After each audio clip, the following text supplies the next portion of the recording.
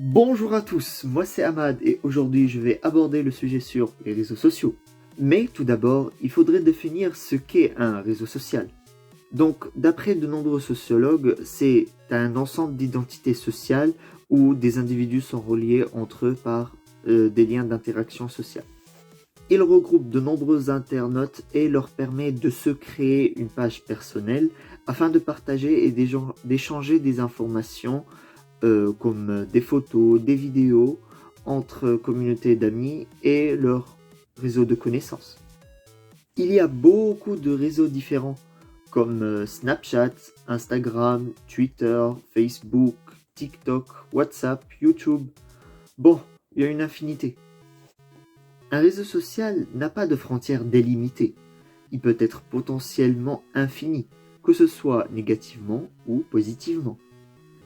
Les réseaux sociaux ont des avantages dans notre société, mais représentent aussi un réel danger. C'est pour ça que, dans cette vidéo, je vais répondre à comment expliquer ce paradoxe. Premièrement, il faut savoir que les réseaux sociaux ont beaucoup d'avantages. Les réseaux sociaux sont devenus des outils puissants pour sensibiliser un grand nombre d'individus à l'action solidaire et éco-responsable, comme les aides humanitaires, l'UNESCO et plein d'autres associations et entreprises. Les réseaux sociaux peuvent être une bonne réponse à la solitude et à l'isolement des personnes âgées, car beaucoup de ces personnes âgées à mobilité réduite souffrent d'une rupture de liens sociaux. Donc, Internet s'avère particulièrement efficace en permettant aux aînés de garder contact avec leur famille, de faire des recherches simples, de retrouver de vieux amis ou de consulter des photos de leurs petits-enfants.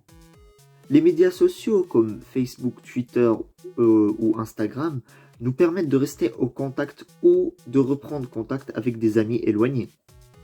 Des rencontres de voyage par exemple, ou des voisins perdus de vue depuis longtemps sont facilement retrouvés via ces plateformes.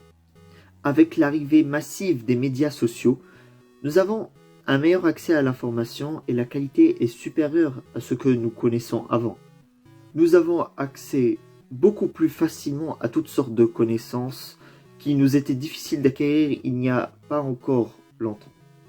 Nous pouvons aussi avoir accès à ces informations partout où nous allons. Enfin, ça dépend des pays. Donc, finalement, les réseaux sociaux nous permettent de communiquer avec sa famille, ses amis, des personnes qui habitent à distance, de se divertir, de jouer, de s'informer, s'ouvrir sur le monde et d'autres cultures, diffuser rapidement des informations. À vrai dire, c'est cool Internet. Mais les réseaux comportent également beaucoup d'inconvénients.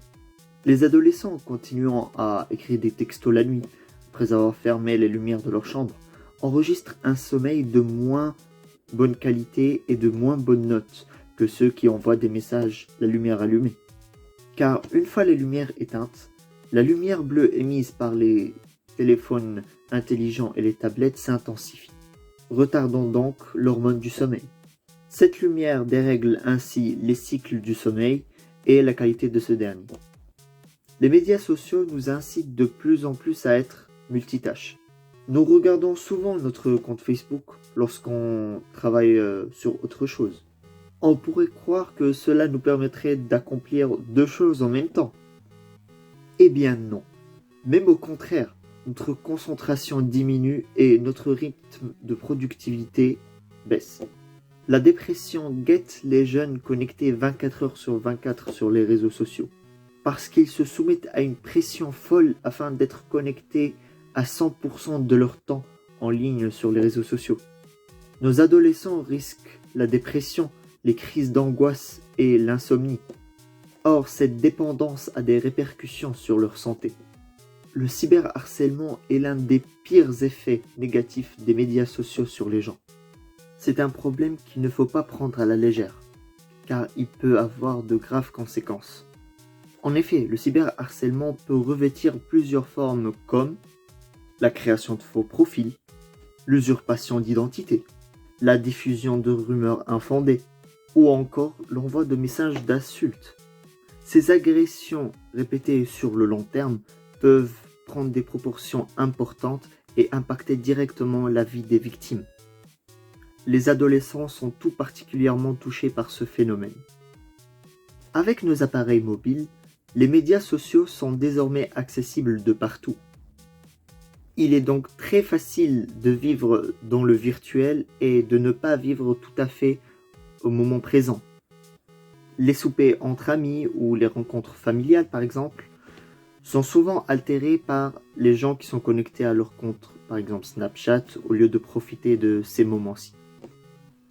En résumé, on peut se faire harceler, humilier ou intimider. On peut être tenté d'acheter des choses et certaines personnes partagent leur humeur négative. On peut aussi lire des fausses informations.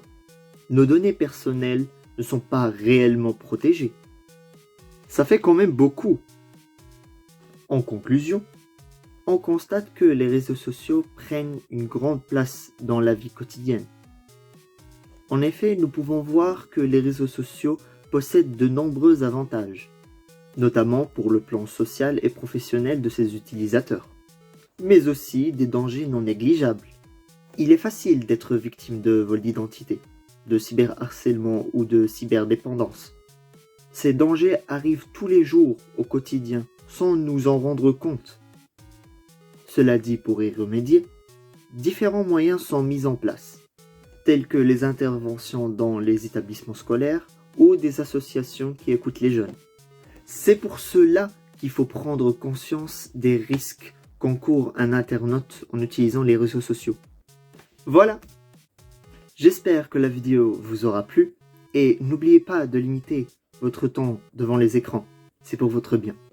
Merci pour votre attention et peace!